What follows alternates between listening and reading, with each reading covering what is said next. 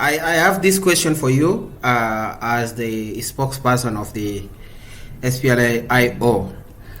What impact do you think the Sudanese conflict will have on the implementation of the revitalized peace agreement, given the fact that Sudan is one of the guarantors of the peace agreement?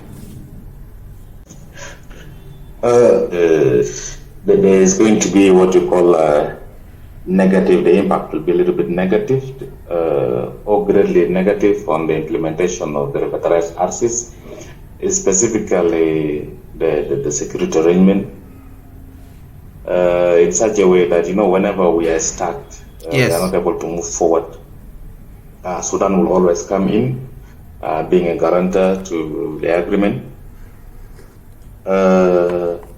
Uganda was also a guarantor, but Uganda has been lagging behind a little bit as far as interfering into the situation of the agreement is concerned. But Sudan has been so active now that there is conflict in Sudan, so that means technically will be missing their contributions in the agreement, and that is going to be so much challenging.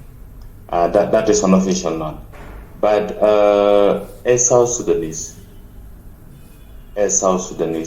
yes, we could learn from this, that the situation in Sudan requires us to be one at the moment, to be able to move things forward at the moment, because it is going to be very bad for us if we're not prepared.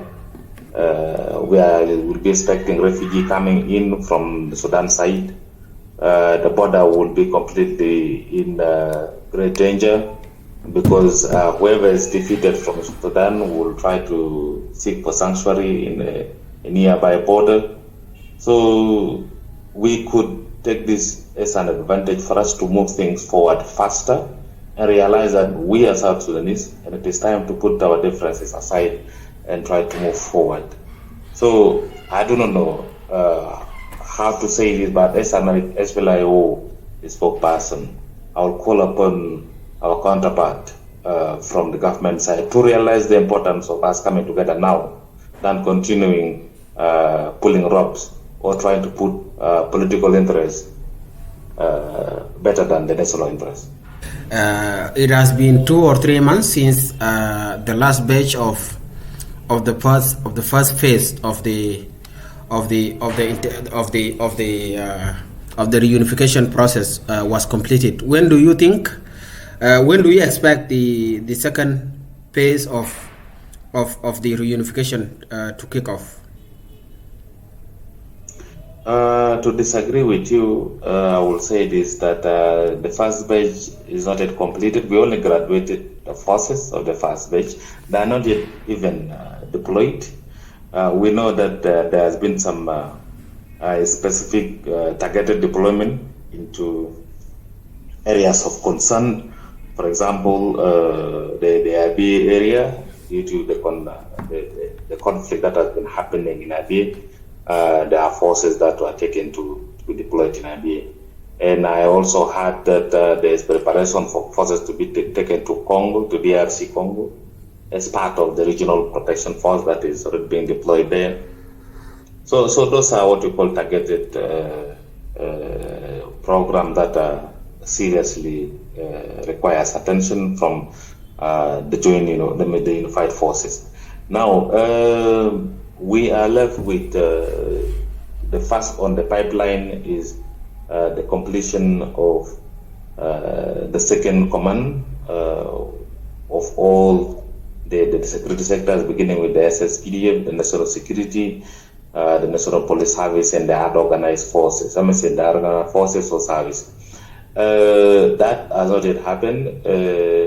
Recently, if you might have seen, they say position about 100 plus positions were created for the opposition forces, so that they are absorbed into the SSPDF.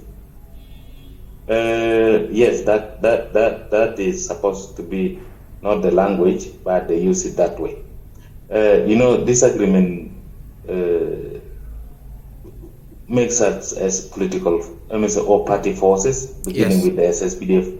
They are loyal to the SPLM-IG, and the SPLA-IO loyal to the SPLM-IO at the same time. Then SOA also loyal to their party. Now, that's why they say that there's supposed to be unification of these forces. Now, the structures of the SSPDF is not yet harmonized with that of the SPLA-IO or the one from the Joint Defense Board compared to the National Police. I'd like to give credit to the police unit. They're able to harmonize their structure, and now they have given this structure to the president to make sure that he approves or makes some correction in it if there are some changes to be taken place. Then after that, they will come and distribute this based on the percentage given, that is 60 to 40. Now with the SSPDF it's a little bit difficult and different, because the SSPDF just